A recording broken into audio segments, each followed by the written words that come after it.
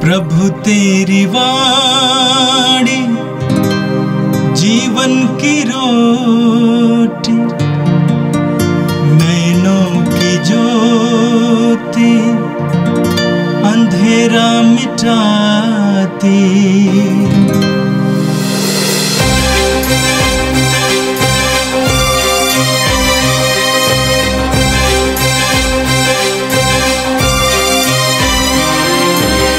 प्रभु तेरी वाणी जीवन की रोटी, नैनों की ज्योति अंधेरा मिटाती। प्रभु तेरी वाणी जीवन की रोटी, नैनों की ज्योति अंधेरा मिटाती। वाणी वाणी वाणी वाणी वाणी पवित्र है, शाश्वत है, जीवन का मन्ना है। 29 नवंबर मंगलवार। पहला पाठ नबी इसायास का ग्रंथ, अध्याय 11, पद संख्या 1 से 10 तक। येसे के धड़ से एक टहनी निकलेगी, उसकी जड़ से एक अंकुर फूटेगा। प्रभु का आत्मा उस पर छाया रहेगा, प्रज्ञा तथा बुद्धि का आत्मा, सुमति तथा धैर्य का आत्मा, ज्ञान तथा ईश्वर भक्ति का आत्मा। वह प्रभु पर श्रद्धा रखेगा। वह ना तो जैसे तैसे न्याय करेगा और न सुनी सुनाई के अनुसार निर्णय देगा। वह न्यायपूर्वक दीन दुखियों के मामलों पर विचार करेगा और निष्पक्ष होकर देश के दरिद्रों को न्याय दिलाएगा। वह अपने शब्दों के डंडे से अत्याचारियों को मारेगा और अपने निर्णयों से कुकर्मियों का विनाश करेगा। वह न्याय को वस्त्र की तरह पहन लेगा और सच्चाई को कमरबंद की तरह धारण करेगा। तब भेड़िया मेमने के साथ रहेगा, चीता बकरी की बगल में लेट जाएगा। बछड़ा तथा सिंह शावक साथ साथ चरेंगे और बालक उन्हें हाँक कर ले चलेगा। गाय और रीछ में मेल मिलाप होगा और उनके बच्चे साथ साथ रहेंगे। सिंह बैल की तरह भूसा खाएगा, दूधमुहा बच्चा नाग के बिल के पास खेलता रहेगा और बालक करैत की बौबी में हाथ डालेगा।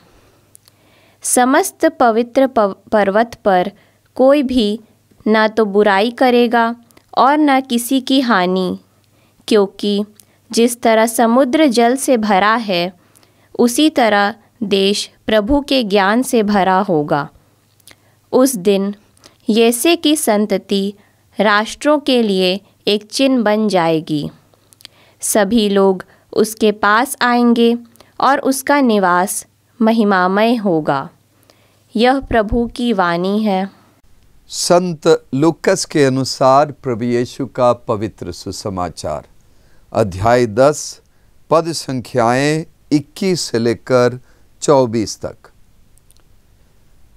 उसी घड़ी यीशु ने पवित्र आत्मा से परिपूर्ण होकर आनंद के आवेश में कहा, पिता, स्वर्ग और पृथ्वी के प्रभु, मैं तेरी स्तुति करता हूँ, क्योंकि तूने इन सब बातों को ज्ञानियों और समझदारों से छिपाकर निरे बच्चों पर प्रकट किया है।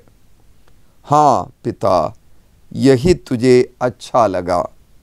मेरे पिता ने मुझे सब कुछ सौंपा है। पिता को छोड़कर ये कोई भी नहीं जानता कि पुत्र कौन है, और पुत्र को छोड़कर ये कोई भी नहीं जानता कि पिता कौन है। केवल वही जानता है जिस पर पुत्र उसे प्रकट करने की कृपा करता है। तब उन्होंने अपने शिष्यों की ओर मुड़कर एकांत में उनसे कहा, धन्य है वे आँखें जो वह देखती है जिसे तुम देख रहे हो, क्योंकि मैं तुमसे कहता हूँ, तुम जो बातें देख रहे हो उन्हें कितने ही नबी और राजा देखना चाहते थे, परंतु उन्होंने उन्हें नहीं देखा।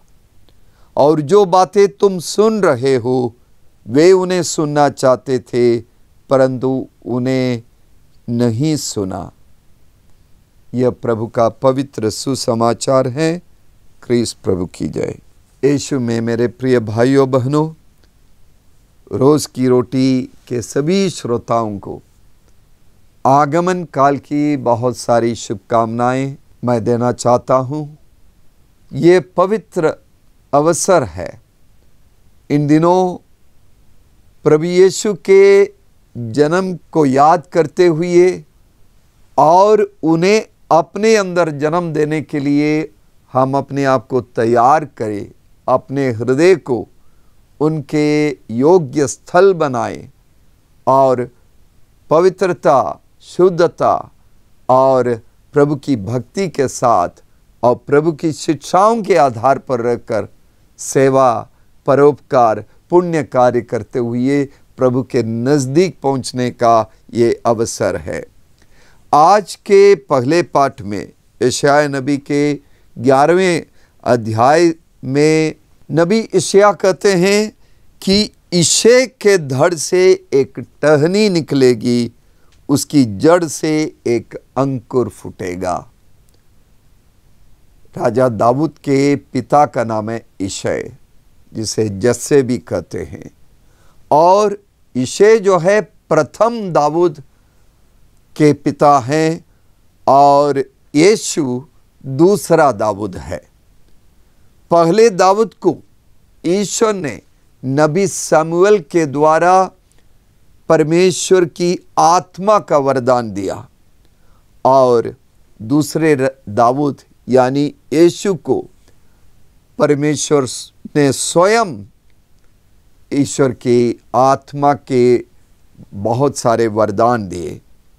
आज के पाठ में हम 7 प्रकार के वरदानों के बारे में सुनते हैं।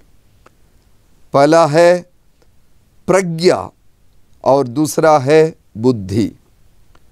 पहला वरदान है प्रज्ञा का वरदान, दूसरा है बुद्धि का वरदान और तीसरा सुमति का आत्मा और चौथा है धैर्य का आत्मा।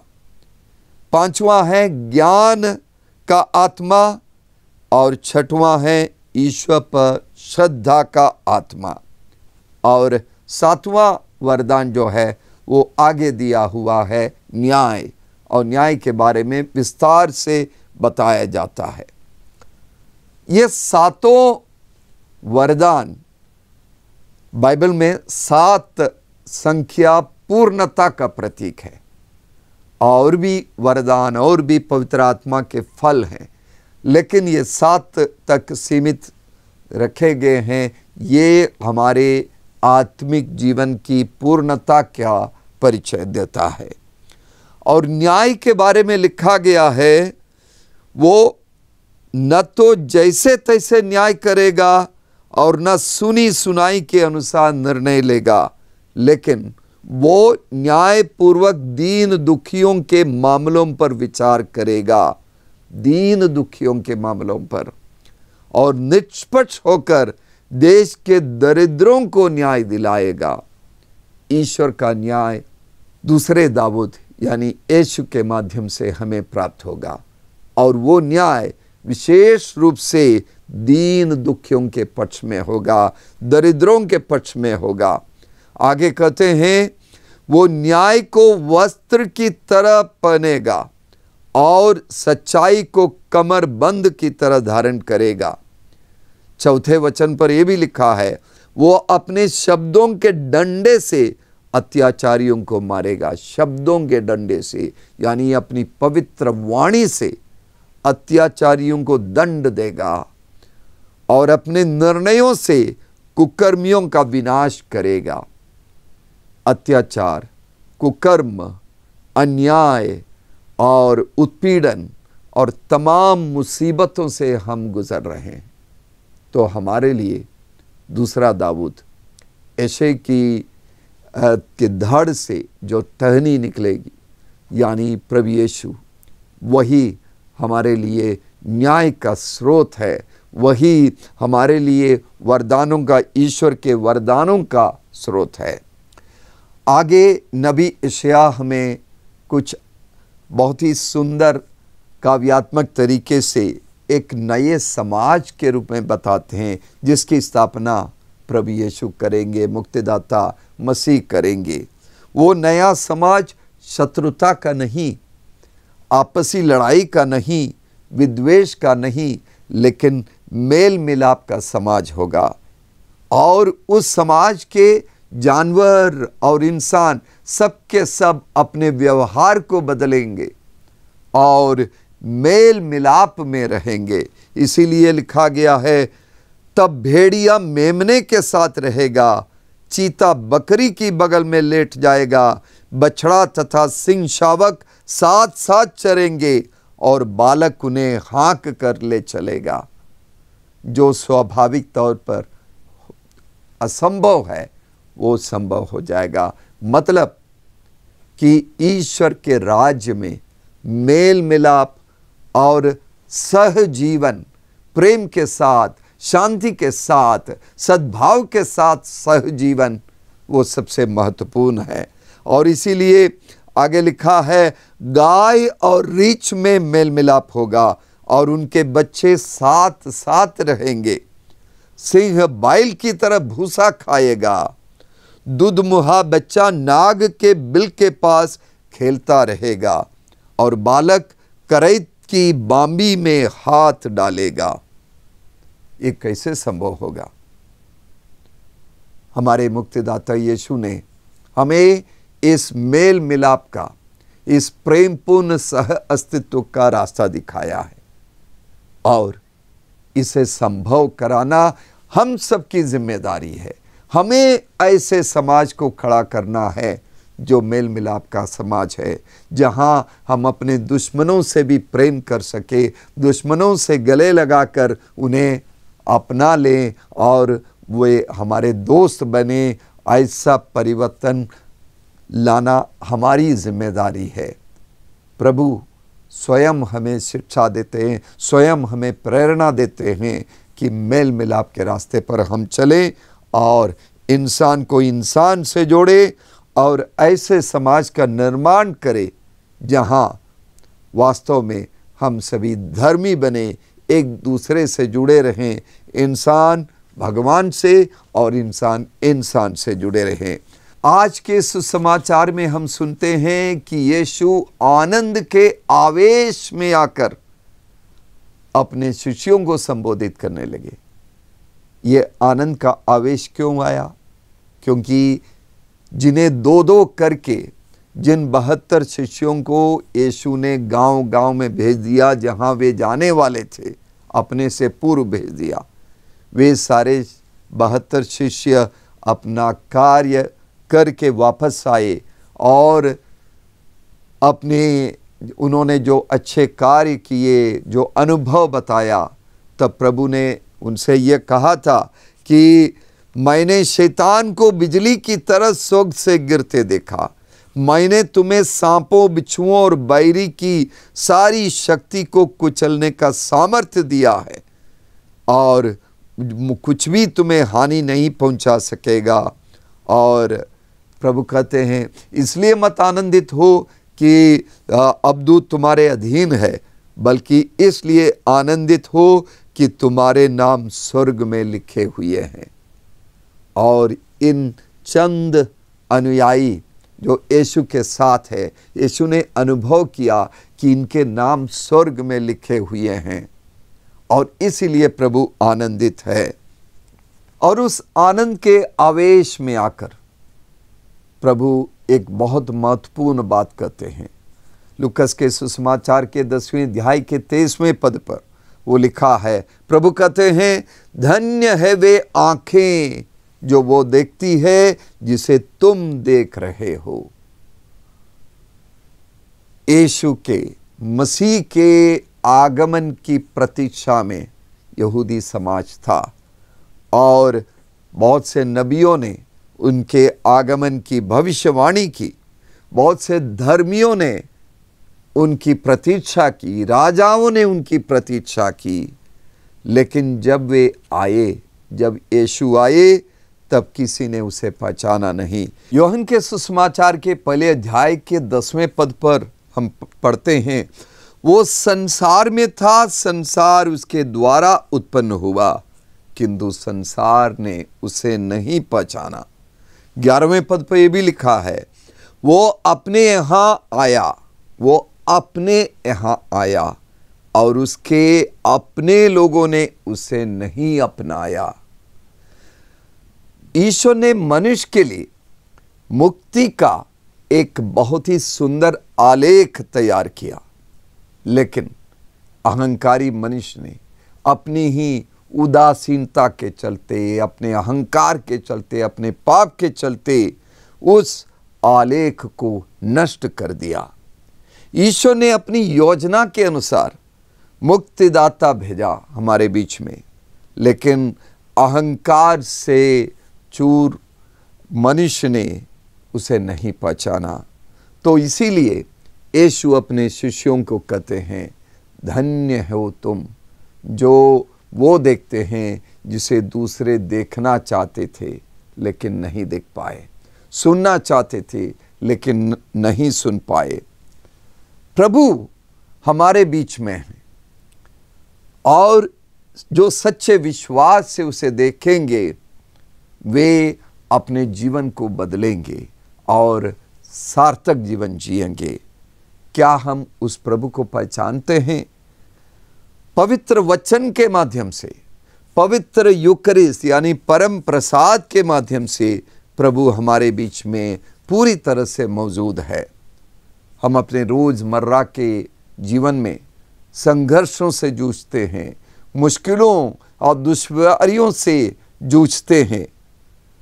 महंगाई आसमान छू रही है और परिवार में लड़ाई है, झगड़े हैं, आपसी मनमुटाव है, जमीन के लिए, जायदाद के लिए लड़ाई है, रिश्तेदारों के साथ गलतफहमियां हैं, मनमुटाव है, दूरियां है और हमारे समाज में नशाखोरी है, शराब की नशाखोरी और ड्रग्स की आदत, धूम्रपान की लत, मोबाइल का दुरुपयोग और लत, ये आदि इत्यादि बातें हमारे लिए बुरी आदतें बन जाती हैं और एक तरह की कैंसर की बीमारी की तरह मानव समुदाय को खोखला बना रही हैं ऐसी बुरी आदतें।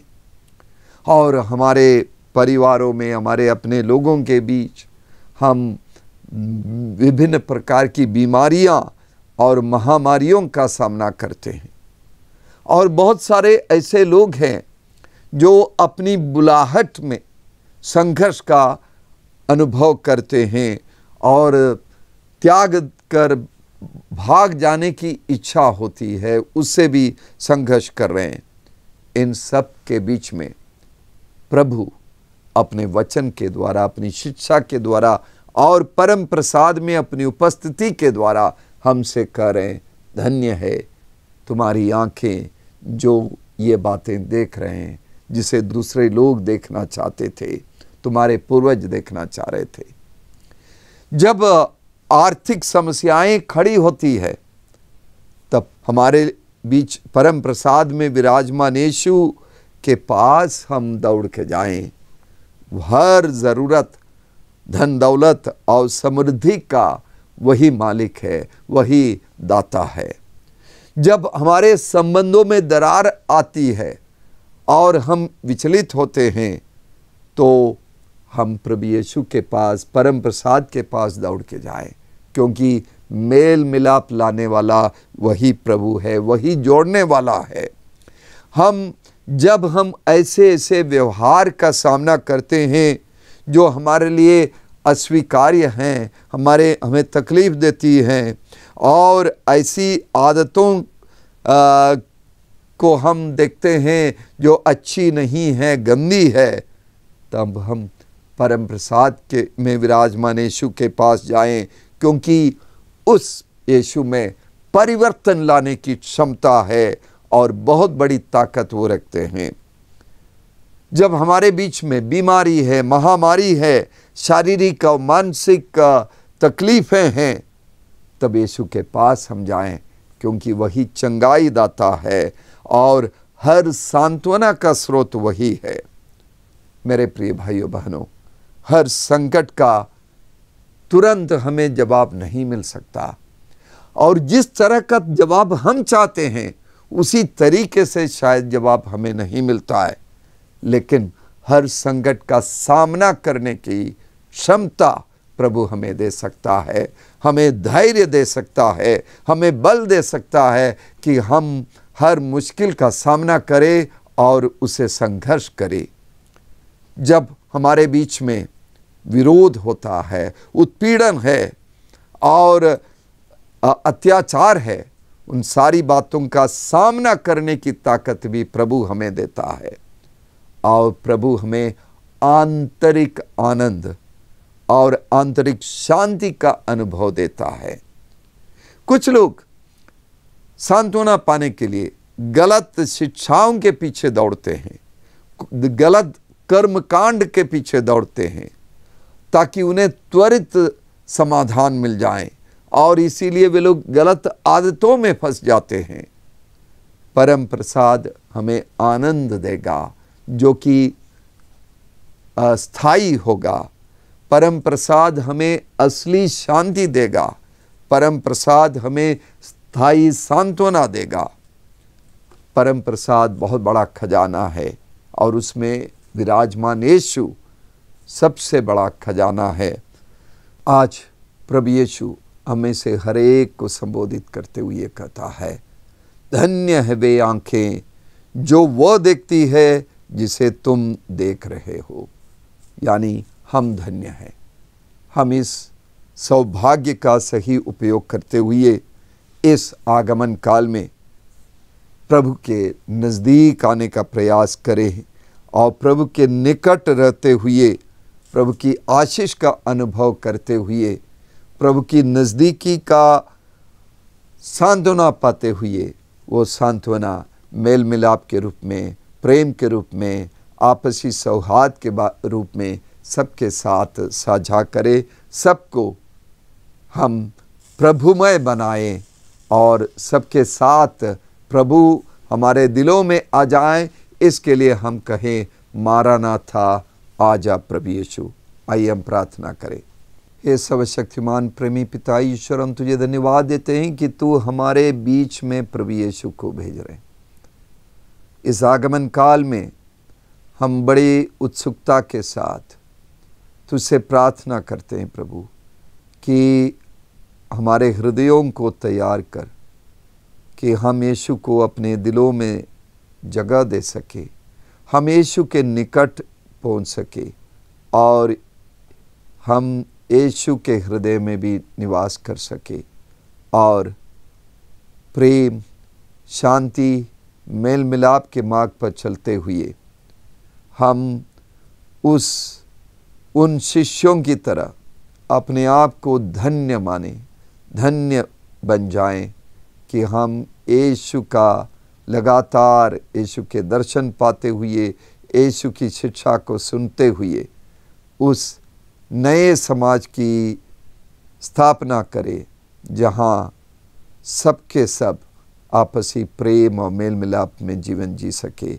हमारे अंदर से हर तरह के वैमनस्य, विद्वेष, क्रोध और प्रतिशोध की भावनाओं को तू निकाल दे, हमारे हृदयों को शुद्ध कर और प्रेम भर दे। ये प्रार्थना करते हैं क्रिस्त हमारे प्रभु के द्वारा, आमीन। प्रभु तेरी वाणी जीवन की रोटी, नैनों की ज्योति अंधेरा मिटाती। वाणी वाणी वाणी वाणी वाणी पवित्र है, शाश्वत है, जीवन का मन्ना है।